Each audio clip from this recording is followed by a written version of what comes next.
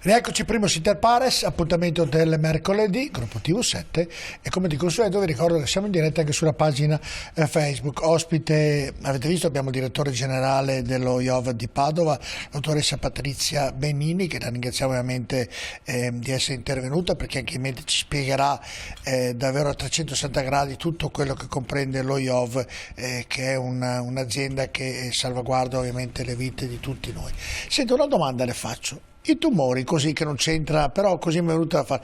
I tumori negli ultimi anni sono aumentati.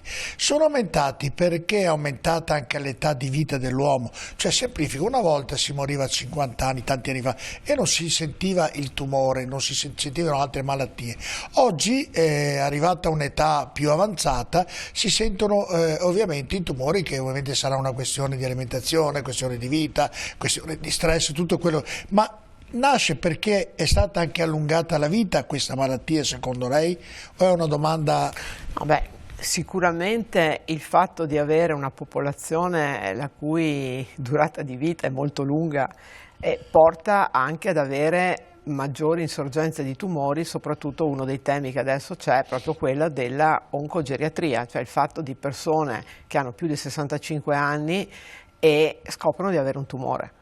Fino a 20 anni fa, 30 anni fa probabilmente, tanto la diagnostica era molto più limitata, quindi a volte non si faceva neanche la diagnosi, ma la tempistica della durata della vita faceva sì che uno neanche insorgesse il tumore. Quindi sicuramente il fatto che la quantità di vita, di anni di vita sia aumentata porta ad avere anche questa possibilità. Poi ci sono fattori vari, ovviamente quelli ambientali, gli stili di vita, poi ci sono i fattori anche di predisposizione genetica e su questi tutti stanno lavorando, perché il fatto di poter comprendere come si può avere un tumore, come si può evitare, è uno degli obiettivi che tutta la ricerca si pone evidentemente, no? Ma non solo con le terapie, perché la terapia vuol dire che una cosa è già insorta e tu cerchi in qualche modo di curarla. Il top sarebbe poter fare in modo che questa malattia non insorgesse, e questo è tutto un altro tema dove di ricerca, dove si sta lavorando. Poi è altrettanto evidente che per alcuni tipi di tumore ci sono dei fattori ambientali, dietetici, di abitudini di vita che sono talmente evidenti che dovrebbe la popolazione essere molto attenta a questo. Pensiamo, non so, al tumore del polmone. Insomma, è chiaro che il grande fumatore ha un rischio maggiore rispetto a chi non fuma. Non vuol dire però che se uno che non ha mai fumato gli può accadere di avere un tumore al polmone, allora il grande fumatore dice vabbè, ma l'ha avuto anche lui, perché di solito questo si sente dire vabbè, ma l'ha avuto anche lui che non ha mai fumato, oppure ha avuto un tumore al fegato uno che non ha mai bevuto. Sì, è vero, capita e anche capita spesso, però il fattore di rischio rimane, quindi evita di metterti in questa situazione. Senta, dottoressa, nella vita ci sono delle malattie che ovviamente portano alla morte, e certe malattie che portavano alla morte hanno trovato dei farmaci oppure degli interventi per ciò non accada, che possono essere curati, però non muore più il paziente. Secondo lei arriverà un giorno che la cura, la ricerca, la gente non morirà più da tumore e si potrà curarlo e potrà vivere, magari si morirà di altre patologie? Ma io penso di sì, soprattutto spero di sì, perché altrimenti non avrebbe senso tutto lo sforzo che tutta la ricerca mondiale sta facendo. Noi vediamo oggi alcune situazioni, pensiamo al tumore della mammella, che insomma nel campo femminile è quello sicuramente più diffuso, il tumore alla prostata. Una volta insomma, la gente effettivamente moriva di tumore al seno, non c'erano possibilità. Oggi la stragrande maggioranza di pazienti guarisce perfettamente, e questo è già un ottimo risultato, perché vuol dire che intanto la diagnosi, gli screening per tutte quelle possibili patologie in cui lo screening è fattibile va fatto, e questo intanto screena velocemente tutta una serie di persone che altrimenti non avrebbero saputo di avere una patologia e non si sarebbero poi sottoposte quindi a quelli che possono essere gli interventi. Le chemioterapie e la radioterapia oggi sono veramente eccezionali, e anche l'interventistica. L'idea mia è che sicuramente si sta avvicinando e si sta avviando verso l'ipotesi e la possibilità reale che di tumore si può comunque guarire. Pensiamo anche al mondo del glioblastoma, per esempio, che è uno dei tumori cerebrali molto aggressivi. Lo IOV in questo è uno dei centri internazionali con le più grandi casistiche, e c'è gente che prima si pensava in 3 mesi, 4 mesi, 6 mesi, adesso ci sono pazienti che a 3 anni hanno ancora la possibilità di vivere. Pensi, così scherzando, ovviamente io parlo da ignorante sotto questo punto di vista, dico al mio amico che è chirurgo, dico: ma è possibile che un tumore che è all'interno basta prenderlo, questo male, e toglierlo e l'uomo guarisce? Invece dice lui, ovviamente non è così. No, non è così, soprattutto perché allora, finché è bello, chiamiamolo così, incapsulato, lo puoi togliere, lo getti ed è finita più o meno lì. Spesso però questo ha già mandato qualche celluletta in giro, e quella celluletta in giro crea il problema da un'altra parte, no? Le famose metastasi. Oppure se un chirurgo non riesce a portare via tutta la malattia e lascia in situ un pezzetto che magari non è visibile, o si pensava di aver fatto una bella eradicazione, lì dopo riparte. Queste sono tante situazioni dove la bravura, la tecnica, la velocità con cui il paziente si sottopone ai controlli e quindi si scopre che uno ha un tumore sono fondamentali. Senta, nella ricerca ovviamente state studiando, si studia ovviamente perché uno prende il tumore. Si è riuscito a capire qual è la colpa più grave perché arrivi un tumore in tutti questi anni, sulla qualità della vita, sul modo di mangiare, sul comportamento? Si è riusciti a capire è per questo motivo? Allora, come dicevo prima, ci sono alcune situazioni dove sicuramente gli stili di vita incidono. Adesso si sta sviluppando tutta la genetica dei tumori, no? Quindi l'ereditarietà anche dei tumori. Pensiamo per esempio al famoso caso Jolie, che ha scatenato anche giustamente tutto quel filone di ricerca che riguarda un paziente con un certo tipo di tumore. Fondamentalmente Jolie è per la mammella, ma noi adesso abbiamo aperto anche all'ambito urologico, vedere se nella famiglia c'è qualcun altro che ha questo rischio. E questo cosa si può fare? Solamente studiando la genetica, quindi vedendo se ci sono dei fattori che sono già stati scoperti o cercando di scoprirli, per dire: bene, c'è questo gene particolare, tu hai il rischio di avere questo tipo di tumore. Poi lì si apre il famoso ambito degli interventi chirurgici anche chiamiamola così, a prevenzione della possibile insorgenza di un tumore. Quindi è un mondo molto articolato, vasto. È un mondo anche molto difficile da spiegare, perché ovviamente si va a inserire in sensibilità molto particolari e anche in scelte molto particolari, no?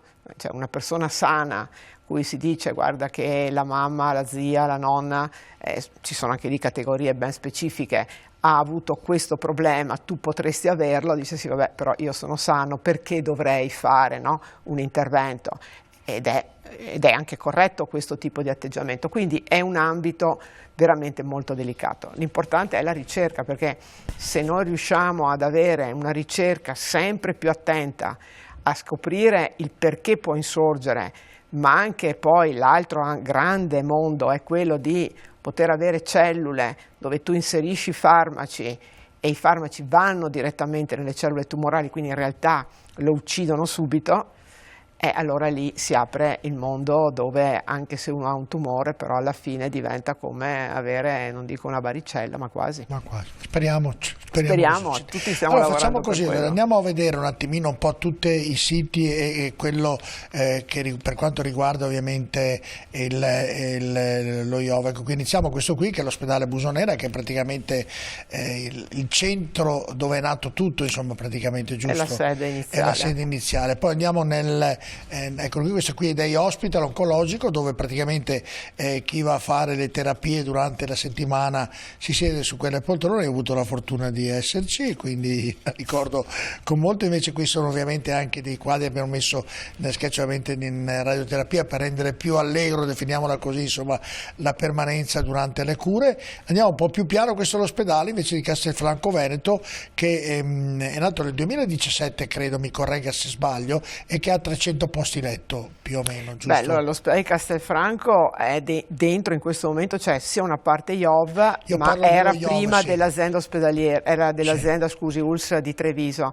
Una parte dei reparti fine 2017, ma in realtà 2018-2019 sono transitati allo IOV e noi lì abbiamo previsti 165 posti letto nostri, IOV proprio, e lì abbiamo la grossa chirurgia generale, abbiamo l'urologia, l'oncologia, l'oncoematologia, certo, le sale operatorie, la terapia intensiva e la senologia, quindi insomma un bel po' di attività. Beh, poi ne parleremo ancora più ampiamente. Andiamo invece, vediamo la torre della ricerca che faceva prima riferimento. Sì, qui abbiamo tutti i laboratori, abbiamo affittato un piano, abbiamo in accordo un piano dove abbiamo tutti i laboratori di ricerca. Andiamo nelle successive dove facciamo delle sale operatorie, anche nelle stanze, questa è la sala operatoria che c'è all'interno. Qui è dove facciamo i trapianti. E qui ci sono i trapianti. Quanti trapianti riuscite a fare? Noi oggi siamo autorizzati a fare l'autotrapianto, che è il primo tassello del percorso, e ne stiamo facendo 17 all'anno, che non è un numero piccolo considerando che lo standard minimo è 10, quindi siamo messi bene e abbiamo attivato la procedura per richiedere l'autorizzazione per fare l'allotrapianto. Adesso le faccio vedere, anzi le faccio conoscere già, lo faccio vedere ai telespettatori, le chiedo scusa, l'ecografo 3D di radiologia senologica. E cosa vorrebbe dire questo? Cosa farebbe questo macchinario? Allora, questo è un macchinario che va a integrarsi con le altre apparecchiature che servono per poter andare a vedere meglio la diagnostica senologica, quindi poter arrivare a definire in modo più puntuale la presenza o meno di alterazione alla mammella. Con questa macchina si riesce a capire al 100% se c'è una cellula tumorale all'interno del seno? Se c'è una massa. Perché la cellula non la vedi, le macchine radiologiche permettono di vedere un'alterazione di segnale, quindi se c'è un'alterazione nel tessuto che può far pensare che lì e per essere sicuri cosa bisogna fare? E dopo si fa la biopsia per essere certi e dopo da lì si decide l'iter della presa in carico del paziente. Di solito si va a fare l'intervento chirurgico, in alcuni casi prima si fa la chemioterapia. Dipende dal tipo di tumore. Andiamo a vedere invece quella successiva che è l'acceleratore ETOS-TAC. Cosa vuol dire questa macchina? Questo è il nostro, diciamo, la nostra new entry, perché è un acceleratore che abbiamo inaugurato alla fine di novembre, è il primo in un istituto pubblico in Italia, ce ne sono solo altri 2 in Italia in questo momento e sono entrambi in situazioni private, seppur convenzionate. Ed è una macchina, un acceleratore, quindi si fa qui la radioterapia, ma è una radioterapia con intelligenza artificiale per cui quando il paziente inizia la seduta la macchina in automatico va a riconteggiare il piano terapeutico. Quindi, mi spieghi meglio? Allora, quando si fa una radioterapia viene fatto prima il piano che definisce dove tu vai a colpire, quanto grande, la profondità, insomma, si fa proprio il disegno di come deve funzionare. Quindi ovviamente il paziente fa 5 sedute, 10 sedute a seconda del tipo di tumore e solo in casi particolari con le macchine, diciamo, tradizionali si va a rimodulare questo primo disegno che viene fatto. Però siccome durante la terapia ovviamente cambia la situazione del tumore, ma cambia anche la situazione quindi dei tessuti attorno al tumore, questa macchina permette di rimodulare di volta in volta la terapia che tu vai facendo, quindi stringe il campo sempre di più sulla massa, salvaguardando sempre di più il tessuto sano circostante. Io ricordo che una volta la radioterapia veniva fatta, ti mettevano, ti puntavano, ti facevano i puntini dove praticamente era il tumore e fissavano invece e continuavano. Questa invece qui il principio è si fa comunque sempre una mappatura, però la macchina in automatico poi ogni volta, in ogni seduta, rimodula in modo da salvaguardare sempre di più il tessuto, quindi andare sempre più mirati se solo... il tessuto, semplifico, se il tumore si restringe, perché questo è il compito della radio, si restringe, questa macchina riesce automaticamente, invece precedentemente lo facevano comunque nello spazio che era stato fatto inizialmente. Il concetto è questo. Perfetto, sono riuscito a capire anche questo. E vabbè, andiamo invece in quella dopo, dove c'è la formazione rivolta a pazienti e associazioni, ovviamente sono le riunioni per ovviamente formare i pazienti e chi ne ha necessità. Invece quella dopo vediamo la chirurgia robotica a Castelfranco Veneto, quella che accennava prima il direttore, che sono le macchine di ultima generazione, insomma, come fare gli interventi, giusto? Sì, qui abbiamo un robot Da Vinci che abbiamo inaugurato nel 2021, quindi è nuovissimo. Abbiamo già chirurghi, mi rifaccio a quello che dicevamo prima, molto esperti. Noi l'anno scorso, solo in un anno, siamo riusciti a fare 456 interventi di robotica. Teniamo presente che lo standard minimo è di 250 per ogni macchina all'anno, già 400 interventi è considerato una ottima utilizzo della macchina. Noi siamo già a 456. La state sfruttando bene? La stiamo sfruttando bene, e vuol dire che abbiamo anche chirurghi molto bravi. Quanto può costare una macchina del genere? Questa macchina costa 2 milioni solo la macchina, e poi poco di più. E poi ci sono i kit per ogni intervento che sono, insomma, abbastanza cari. E un intervento in una sala operatoria di solito ci sono diverse persone, tra cui l'anestesista, gli aiutanti, l'aiuto, le infermiere, e c'è bisogno dello stesso personale anche per intervenire con questa macchina?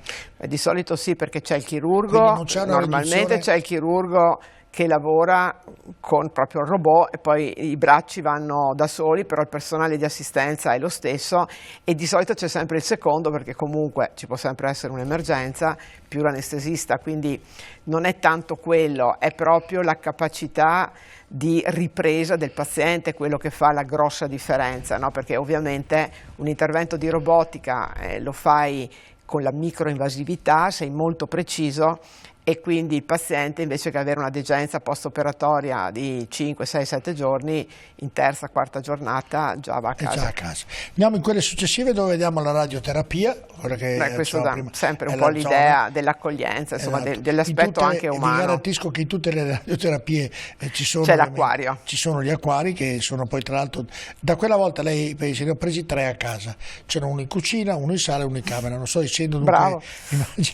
Immagine. E invece qui abbiamo i laboratori di ricerca, va bene, quello che dicevamo prima. Andiamo in quella successiva, che è una curiosità: la panchina contro la violenza sulle donne, rossa. Come mai? Ma allora, io credo che le istituzioni devono essere molto attente a cosa succede nel mondo fuori dall'istituzione. Noi non siamo un mondo chiuso, siamo un mondo aperto, anche perché ogni giorno transitano da noi centinaia e centinaia di pazienti e di visitatori. E la panchina rossa era proprio in occasione della giornata contro la violenza sulle donne, abbiamo voluto anche noi aderire. Guardate che la violenza contro le donne non è da fare. Poi andiamo in quella successiva, dove vediamo il parco Busonera, ovviamente. Che è un parco tutelato dalla sovrintendenza, infatti è un parco molto bello. Abbiamo qualche problema sui parcheggi, ovviamente, perché non possiamo toccare i viali, non possiamo ampliare le aree di uso a parcheggio, perché è tutelato. Certo, andiamo in quella successiva, dove c'è la musica, ovviamente, in corsia, ovviamente per Natale, rallegrare, se è giusto dire così, ovviamente, i pazienti. Andiamo a vedere nuovi ambulatori, ovviamente, per quanto riguarda lo IOV. In quella successiva vediamo l'ospedale di Castelfranco, quello che abbiamo detto prima con il direttore Benini a Castelfranco. Poi abbiamo la radioterapia di Castelfranco, no, di Schiavonia, perché ecco, lo IOV ha questa peculiarità, è sparso in varie sedi, quindi oltre a Padova e Castelfranco, di cui abbiamo già parlato, noi la radioterapia l'abbiamo a Padova, ma in una palazzina staccata, e poi abbiamo questa palazzina nuova IOV fatta dentro, vicino all'ospedale di Schiavonia, costruita nel 2018, dove abbiamo 3 acceleratori, e questo è il Trubin nuovo, anche qua con l'intelligenza artificiale, inaugurato l'anno scorso. Qui invece abbiamo la mascotte, che tra l'altro che è il coniglio, perché poi tra l'altro che le vogatrici hanno proprio preso il nome Ivo proprio dal coniglietto che c'è ovviamente allo IOV, e ovviamente quelle che praticano questa attività sportiva sono tutte pazienti che hanno avuto tumori al seno, e quindi proprio per rafforzare la parte alta, così mi hanno spiegato, perché le ho avute tutte ospite con il medico, hanno fatto ovviamente questa squadra, vanno a fare anche i campionati in giro per il mondo e si intitolarla Ivo, e quindi si chiamano appunto la squadra Ivo, che fa appunto il canottaggio. Andiamo in quella successiva, dove sono i laboratori e la torre di ricerca che avevamo visto prima. Ritorniamo con l'ospedale Busonera, vediamo tutte le clip che gentilmente ci ha mandato lo IOV. Poi il progetto della nuova radioterapia a Castelfranco Veneto. Questa è ancora un progetto già in essere? No, questo è il rendering della nuova radioterapia. Siamo usciti con la gara 10 giorni fa, quindi è già fuori il bando per la realizzazione. Ah, quindi siamo imminenti? Sì, siamo 15 milioni di euro solo la struttura fisica. Quindi poco tempo dovrebbe essere pronto, insomma. Speriamo l'anno prossimo, l'ideale sarebbe prima di finire il mandato, ma non credo di vederla finita. Quanto dura il suo mandato? Ancora un anno. Ancora un anno. Beh, può essere rinnovato poi. Certo, tutto può essere. Tutto può essere fatto. Andiamo con la nuova sede direzionale, scientifica e uffici amministrativi che si trovano a Padova. Sì. Questo adesso andremo prima dell'estate. Esatto, andiamo in omologia, eccola qui. Poi abbiamo l'hospice di Castelfranco, centro unico prenotazioni. No, questo è l'hospice, questo vale la pena un attimo di ricordarlo, perché è l'unico ospedale che nelle schede ha l'hospice, perché l'hospice è una struttura normalmente gestita dal territorio, mentre noi abbiamo 6 posti letto di hospice proprio a Castelfranco nell'ospedale, che servono sia per pazienti della zona di Castelfranco ma anche di Padova, che purtroppo hanno la necessità di un percorso, diciamo, finale all'interno di questa struttura. Poi andiamo con la radioterapia di Castelfranco, le facciamo vedere ovviamente le slide. Poi i volontari all'interno l'abbiamo messo, questa qui è la nuova TAC, no, i volontari non riesco a vederlo bene. Radioterapia di Schiavonia, questo è il CUP. Questo qui è il centro unico prenotazioni. Sì. Poi abbiamo la radioterapia di Castelfranco, che è questa qui. Di Schiavonia. Mi hanno scritto Castelfranco, non so per quale motivo, Schiavonia, però lì è scritto Schiavonia giustamente. Perché è già fatta questa, l'altra questa è già fatta, quindi così. Poi abbiamo i volontari all'interno dello IOVO. Che sono fondamentali. Che sono quelli che ovviamente danno un grande contributo. Se non ci fossero i volontari in tutta Italia, in tutti i lavori, sarebbe davvero un paese in grande difficoltà. Poi dovremmo avere la nuova TAC, eccola qui, 64 slice. E questo cosa vuol dire? Beh, noi abbiamo questa TAC è appena arrivata, è entrata in funzione 15 giorni fa. 64 slide è la potenza della macchina, no? Quindi è una macchina già evoluta, poi c'è quella ancora più ampia a 128. E noi l'abbiamo appena installata e stiamo rivedendo tutta la radiologia di Padova, con questo inserimento, ma anche proprio la struttura nuova, la risonanza nuova. E questa nuova, che qualità rispetto a quelle più datate?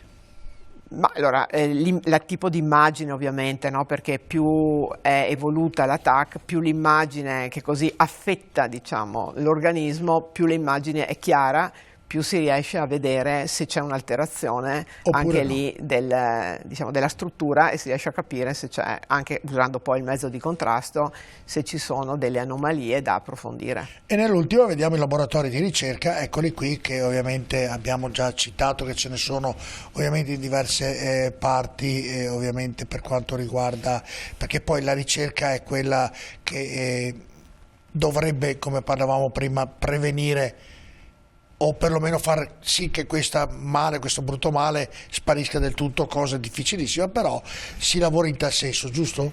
Prevenire o insomma comunque permettere di curare meglio queste patologie. La ricerca è un punto fondamentale. Noi siamo, diciamo, quest'anno messi anche bene, perché la ricerca viene finanziata dal Ministero, oppure noi abbiamo anche la possibilità di avere finanziamenti attraverso il 5 per 1000, per esempio, dove siamo sia messi molto bene per la ricerca corrente, in modo che il Ministero ci ha finanziato con 5 milioni di euro e siamo i quinti come in Italia come istituti che hanno potuto afferire a questo finanziamento. Vuol dire che solamente 4 istituti in Italia hanno fatto meglio di noi per poter avere il finanziamento. Vuol dire produrre, far vedere cosa hai fatto, e sulla base di quello che hai fatto hai il finanziamento.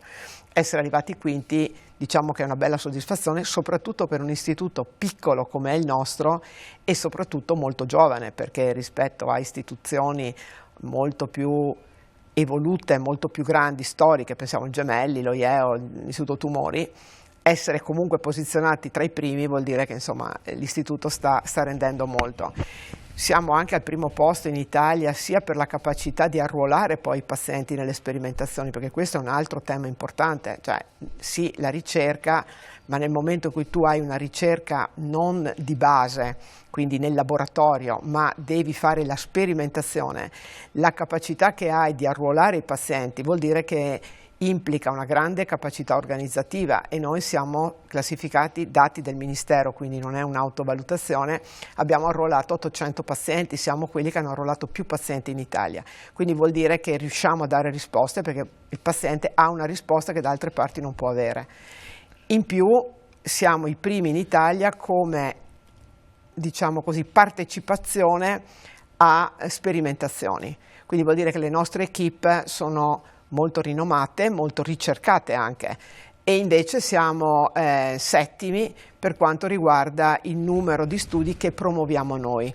Su questo ovviamente stiamo investendo, stiamo cercando di attrarre non solo finanziamenti ma anche di migliorare la nostra organizzazione interna, questo anche adesso per rispondere a quello che il Ministero chiede per il riordino degli IRCS che deve essere attuato entro il 31 marzo, cioè praticamente domani mattina.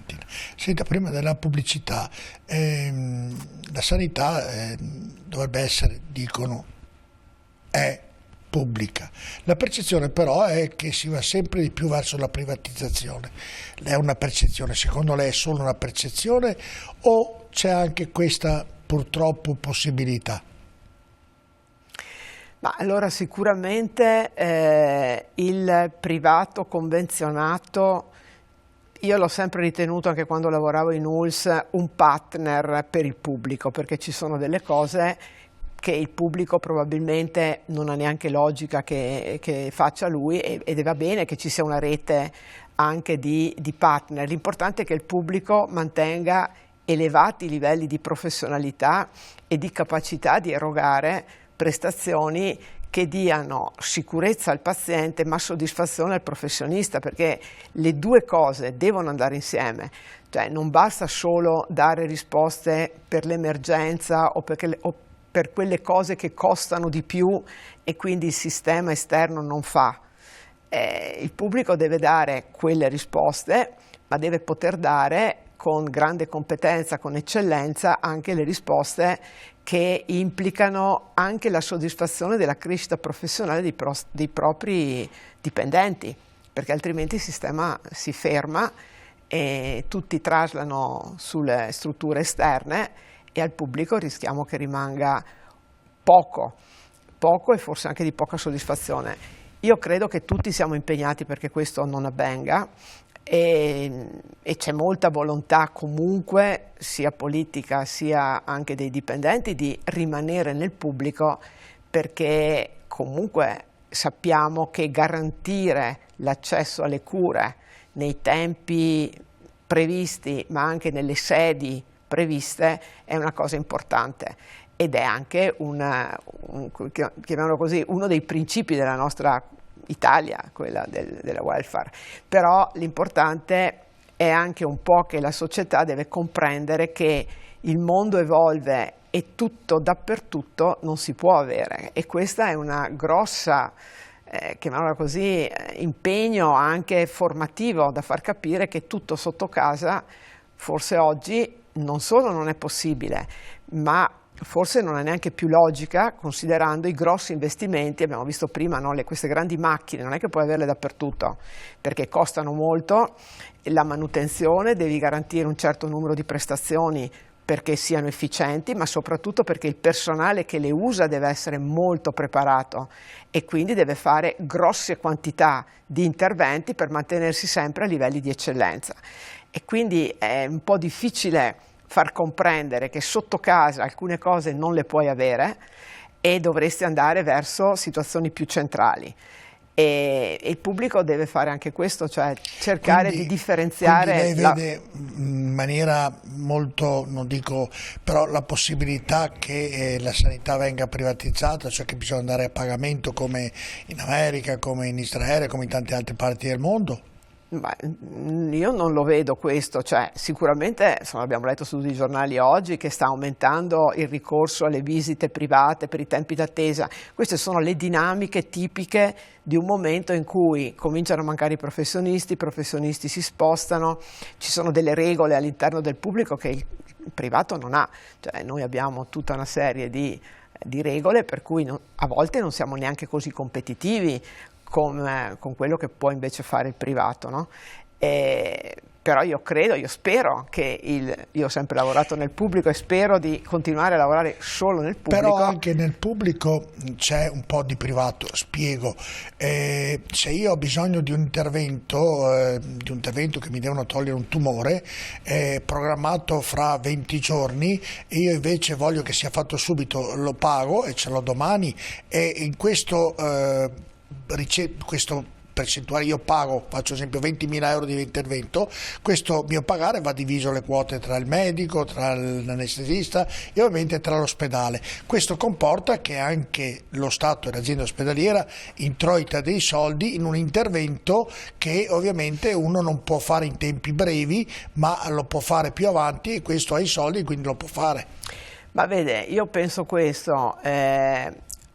Lei dice io ho l'intervento fra 20 giorni però lo voglio fare domani. No, ma per far capire cosa intendo dire. Allora, ci sono delle cose dove la persona può decidere di volere una cosa domani mattina e allora evidentemente decide di pagarla, di andare dove vuole. Quello che il pubblico non deve fare è quello di non garantire dei tempi corretti. Cioè, se per fare un intervento è corretto, è logico che tu aspetti 20 giorni ed è normale, nel senso che ti garantisco che i 20 giorni non incidono sulla tua sicurezza di vita, sulla tua qualità, quindi non hai un rischio. Sono affari tuoi, insomma. E dopo se tu vuoi andare nel privato, il problema vero nasce se, del caso, c'è una competizione sulle tempistiche per cui chi può fa domani una cosa che non può fare fra un mese e altrimenti la farebbe fra un mese non pagando. Ecco, io credo che questo sull'area chirurgica oggettivamente, insomma, mi pare che i tempi d'attesa che ci sono in Veneto siano coerenti con quelli che sono i rischi che il paziente ha e quindi le classi di priorità che il medico mette come tempo massimo entro cui il paziente deve essere operato, perché quando parliamo di 380-360 giorni vuol dire insomma che il rischio non è così grave. Chiaro che quando parliamo di tempi d'attesa di prestazioni in priorità A o B che sono a 10 giorni a un mese, allora lì è chiaro che il sistema deve garantire, e mi pare che insomma i tempi d'attesa in Veneto non siano per questa cosa in questo modo. A livello chirurgico ovviamente, poi in altri reparti ospedalieri lì anche le cose sono molto più lunghe, intendevo proprio in questo, nello IO praticamente chi ha purtroppo questa malattia, però l'ha spiegato molto bene, dunque se lo IO dice ti devo operare fra 20 giorni vuol dire che ha la garanzia, la certezza che entro 20 giorni non succede nulla, se uno lo vuole domani mattina se lo paga, più o meno questo. Vuole domani mattina, vuole proprio quel chirurgo, vuole farlo a volte anche in giornate particolari perché ci sono tutta una serie di scaramanzie, di cose particolari, però diciamo che insomma i tempi in ambito oncologico dello IOV, ma insomma io direi del sistema Veneto, sono tempi corretti. Mi sembra, mi corregga, un chirurgo che vuole fare un intervento di questo genere lo deve fare fuori dall'orario di lavoro, o sbaglio? Certo, è tutto orario aggiuntivo, uno che fa libera professione lo fa oltre il questo, suo orario. Per chiarire anche questo, insomma. Andiamo in pubblicità, ci stiamo chiarendo un po' le idee, anzi mi sto chiarendo un po' le idee, rimanete con noi a tra poco.